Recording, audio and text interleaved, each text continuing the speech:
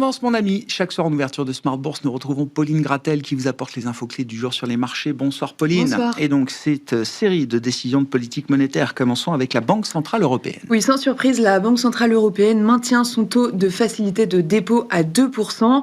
Concernant les projections économiques, la BCE a revu à la hausse ses prévisions de croissance pour les 2 prochaines années, passant pour 2026 notamment de 1 à 1,2%. En conséquence, l'inflation est également revue à la hausse pour l'an prochain, à 1,9% pour l'inflation totale et à 2,2% pour l'inflation sous-jacente. Christine Lagarde réitère son approche data dependent, réunion après réunion. La Banque d'Angleterre rendait également sa décision et a abaissé ses taux de 25 points de base pour la 4e fois cette année. Oui, là aussi sans surprise, mais à l'issue d'un vote très serré avec 4 dissidents, la BOE a ramené ses taux directeurs à 3,75%. Ce qui a fait pencher la balance, c'est le gouverneur Andrew Bailey qui a changé d'avis en votant pour une baisse. Cette décision intervient au lendemain de la publication d'une inflation britannique plus faible que prévu.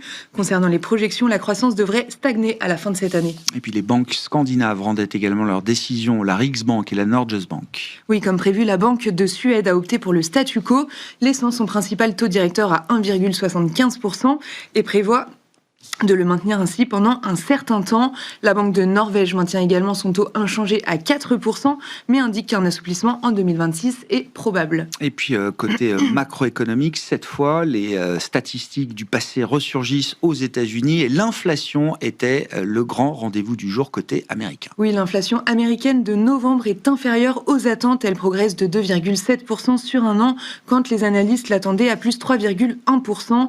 Dans sa version cœur, hors alimentation et énergie, l'inflation est en hausse de 2,6% contre des attentes à 3%. Le rapport montre une normalisation du secteur des biens avec plusieurs catégories qui apportent même des contributions négatives comme l'éducation, l'habillement ou encore les loisirs. À noter tout de même l'absence d'un grand nombre de données pour le mois d'octobre qui rendent cette publication plus fragile que d'habitude. Après toutes ces statistiques et ces événements monétaires, quels sont les mouvements qu'on a pu observer sur les marchés obligataires, Pauline ? Aux États-Unis, pour commencer, les rendements se sont tous détendus d'environ 5 points de base avec un rendement à 10 ans autour de 4,10% et un rendement à 1 an au plus bas depuis 1 an sous 3,50%. En Europe, les rendements sont volatiles. Le 10 ans allemand s'est tendu de 5 points de base et détendu ensuite pour se stabiliser autour de 2,85%.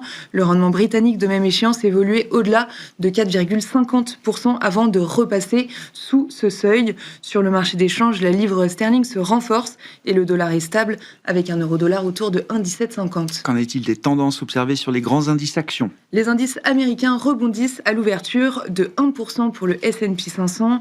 Le Nasdaq gagne plus de 1,5%, soutenu par le bond de Micron Technology. On en parle après.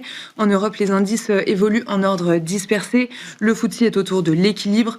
L'IBEX espagnol inscrit un nouveau record et le CAC 40 est en hausse au-delà de 8100 points. À noter l'indice VIX de la volatilité qui cède 5%. Et donc Micron, la star du jour aux États-Unis, qui tire le Nasdaq à la hausse. Oui, Micron Technology signe un carton en bourse après la publication de résultats largement supérieurs aux attentes. Le titre s'envole de plus de 15%. Le moteur de cette performance est clair, l'explosion de la demande en plus dédiée à l'intelligence artificielle. Le chiffre d'affaires est en hausse, les marges en amélioration et les perspectives toujours plus optimistes. Depuis le début de l'année, le titre bondit de 170%.